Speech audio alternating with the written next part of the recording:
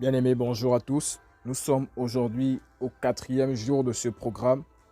Nous continuons toujours sur l'existence prépondérante des juges d'Israël. Et aujourd'hui, nous allons nous intéresser au 4e juge qui a existé pendant le temps des juges en Israël. C'était la seule femme qui était comptée parmi les juges. J'imagine déjà que vous savez de qui je parle. Alors nous allons parler ici de la prophétesse Déborah.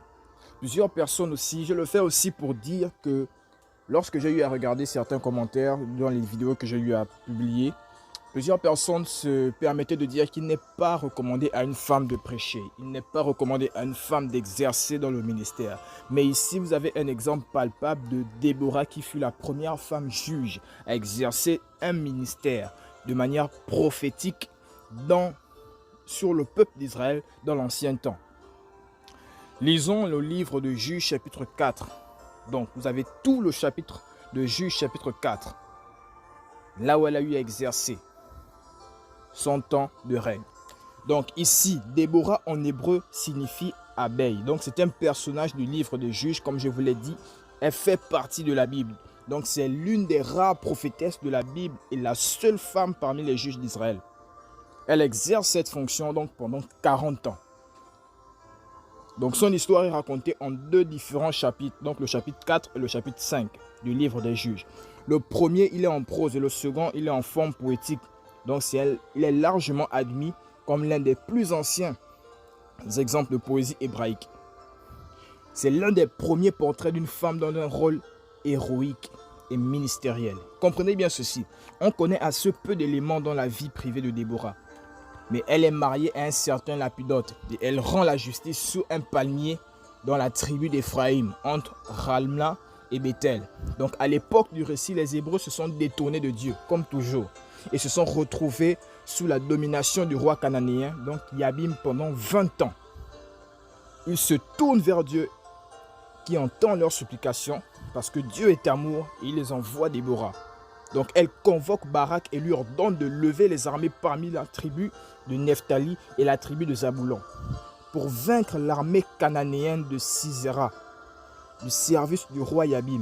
Elle prophétise que la gloire de tuer Sisera en personne ne reviendra pas à Barak, mais à une femme. Écoutez bien ceci. Le plus souvent, on utilise certains termes juste parce qu'on veut se donner de l'importance aux yeux de la société, mais ne sachant pas que la vérité se trouve ici dans la Bible. Plusieurs personnes sont permis de dire que non, telle femme ne doit pas exercer le ministère. Et c'est comme ça que plusieurs femmes encore aujourd'hui, même dans notre temps, se retrouvent coincées dans des ministères parce qu'elles n'arrivent pas à exercer. Parce qu'elles sont cachées, soi-disant par certains hommes qui se disent que non, ils ont le monopole de la parole de Dieu. Personne n'a le monopole de la parole de Dieu. S'il fallait se donner une quelconque raison, je crois que même l'homme ne serait pas qualifié pour prêcher la parole de Dieu aux yeux de tout le monde. Donc, ce n'est pas pour autant que nous devons exclure la femme, car elle aussi, elle porte un ministère.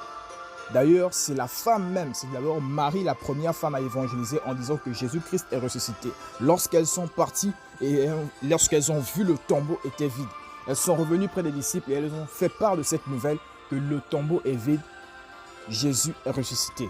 Ce n'était pas un homme qui l'a dit. Donc, elle dit que la gloire de tuer Sisera en personne ne reviendra pas à Barak, mais à une femme.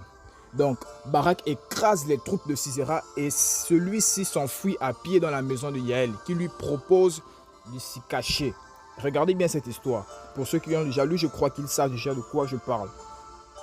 Pendant le sommeil de Sisera, Yaël le tue en lui transperçant la tête avec un piquet.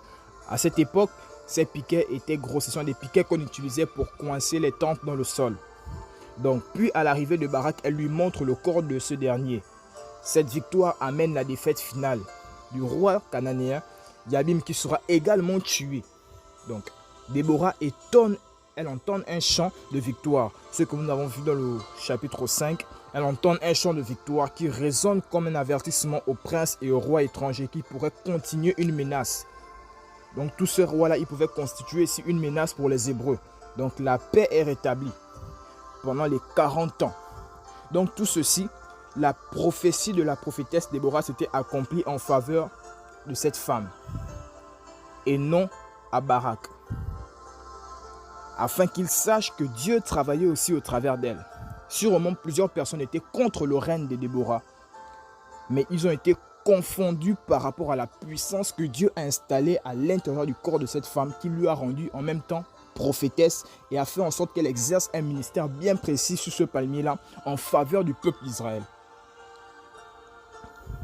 Donc, je suis contre tous ceux et celles aussi qui disent qu'une femme n'a pas le droit d'exercer un ministère. Déborah ici est un exemple palpable et tangible qui prouve à suffisance qu'une femme peut exercer en qualité de pasteur, apôtre, prophétesse, docteur ou encore évangéliste.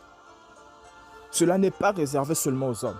Et vous voyez qu'après son passage, la paix a régné sur Israël pendant une durée de 40 ans. Vous savez bien aimé, la vie n'est pas faite pour être supportée. La patience a ses limites. La vie est faite pour être vécue et non être supportée. Plusieurs personnes se limitent juste à supporter les critiques des autres. Plusieurs personnes se limitent juste à supporter les mépris des autres, à supporter ce qui est mauvais, les paroles négatives qu'on lance à l'encontre de leur personne. Mais je veux dire ceci à une personne. Tant que Dieu t'a qualifié pour la mission qu'il t'appelle à accomplir, laisse toute parole étrangère qui peut te détourner de ce que Dieu a déjà préparé pour toi.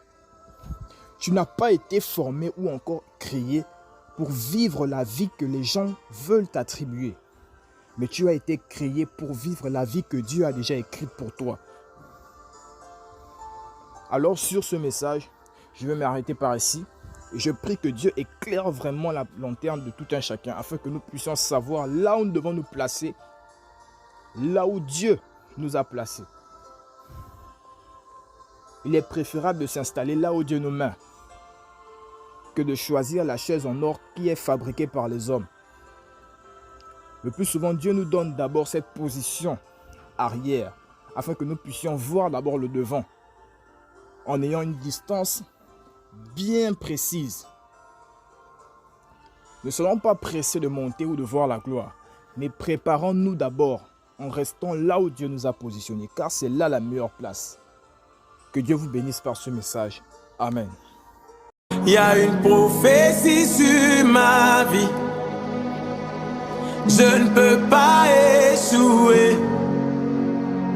Je ne jouerai pas, Seigneur. J'achèverai